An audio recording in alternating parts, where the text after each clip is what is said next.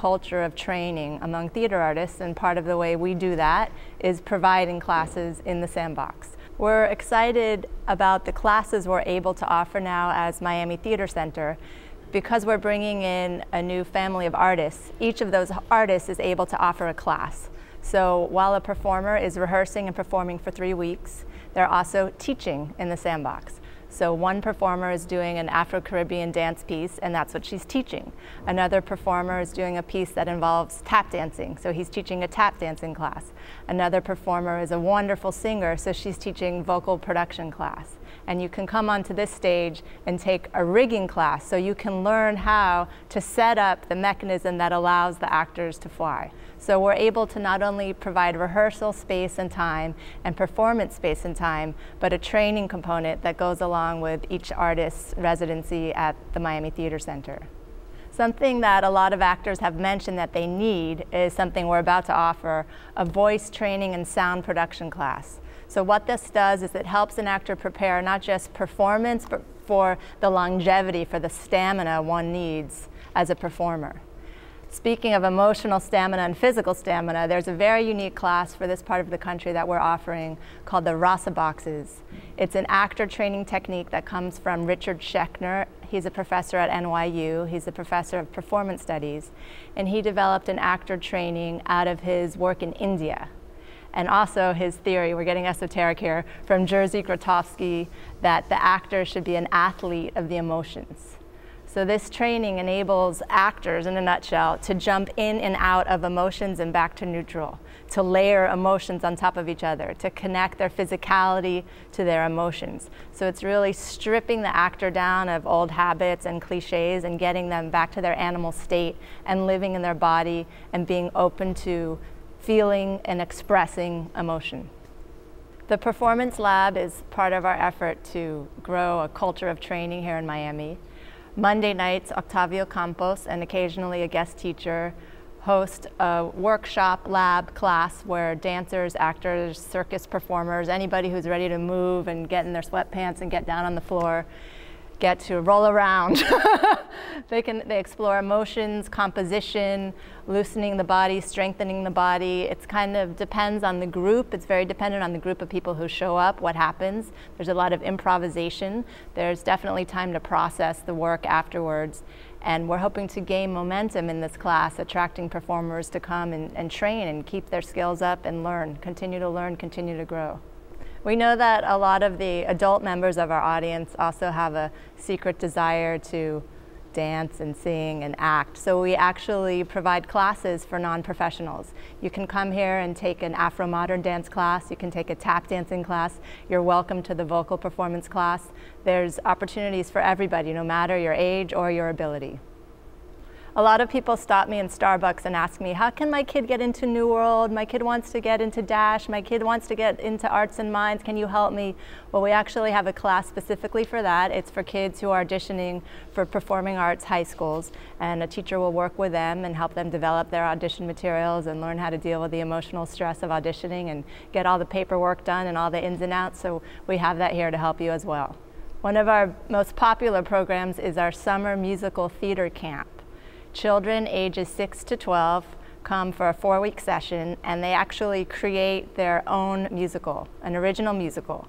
And in addition to rehearsing and learning the dances and the songs, they of course do traditional camp activities like water fights and costume day, and they get to see their teachers perform at something called Slam Jam. The kids and the students perform together, and they have a great time. We have a partnership with the Miami Shores Presbyterian Church, so that means we have access to a lot of classrooms, to an open green space, to a cafeteria, and then the kids come and actually perform in our 330-seat theater.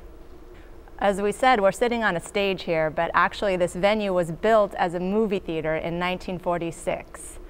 And over the years, it was taken over by various theater companies. We're the last incarnation of the theater, Miami Theater Center, but we're really happy that this year we were also able to return to our roots as a cinema.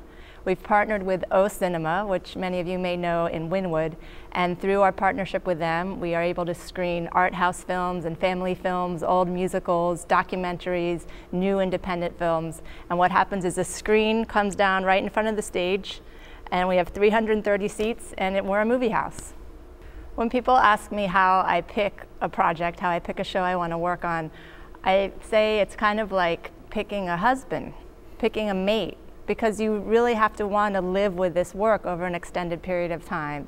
And it's challenging and it's hard, and you have to have a long-term goal.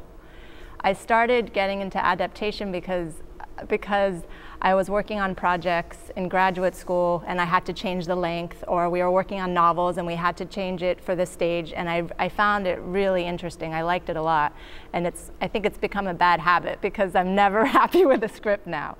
So fortunately, over the last 6 years, I've been working in conjunction with a writing partner named Fernando Calzadilla. He's a resident artist here at the Miami Theater Center, and he's also the production designer on the shows that we work on together. So our process basically goes like this.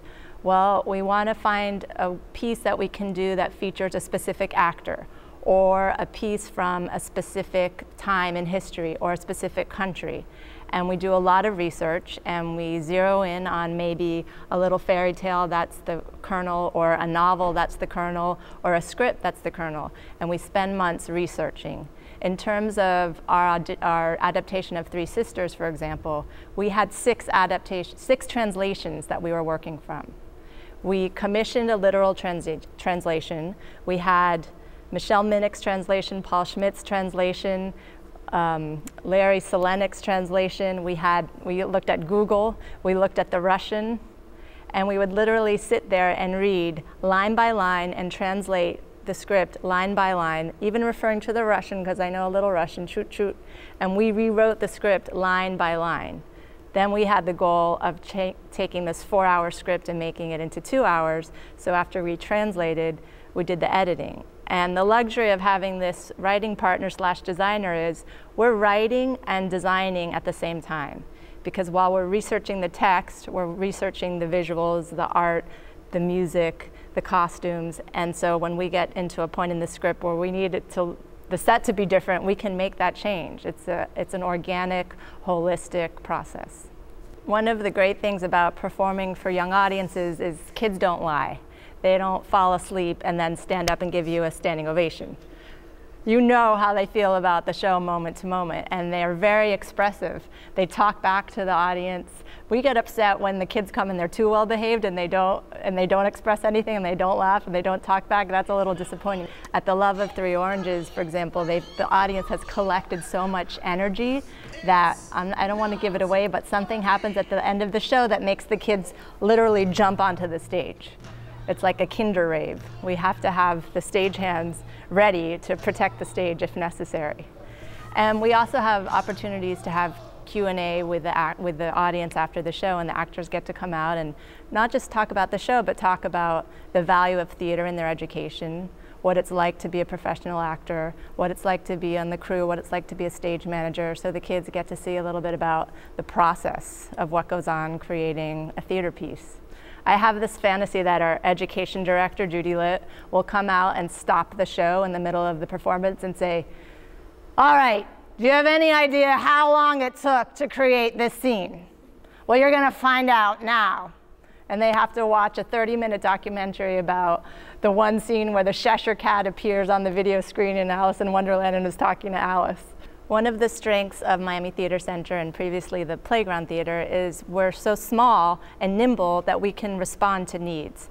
So for example, a few years ago, the Dade County Office of Cultural Affairs called us and said, "Would you be interested in doing performances for kids with disabilities?" And we said, "Wow, that sounds amazing. How do we do that?"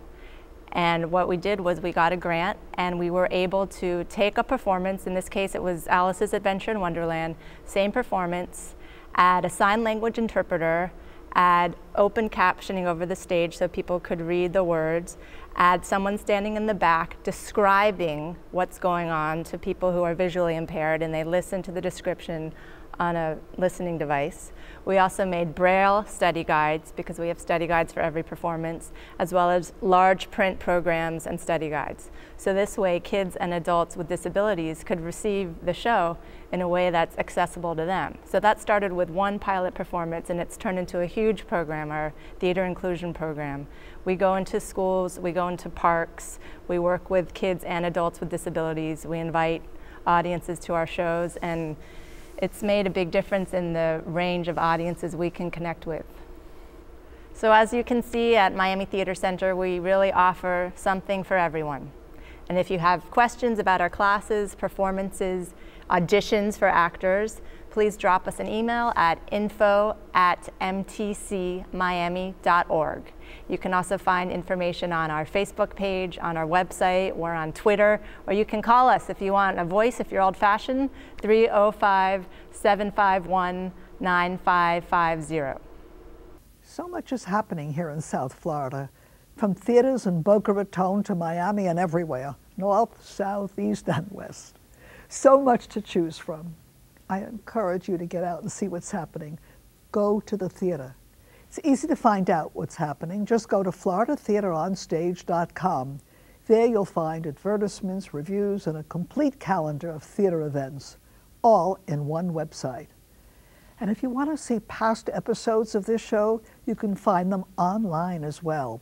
Just go to becon-tv, click Beacon on Demand, then click On Stage with Iris Acker. You'll see a full page of icons for past shows. Tell your friends and keep up to date with all that's happening on the South Florida theater scene. And as I always say, please, please go to the theater and join us every week right here on stage.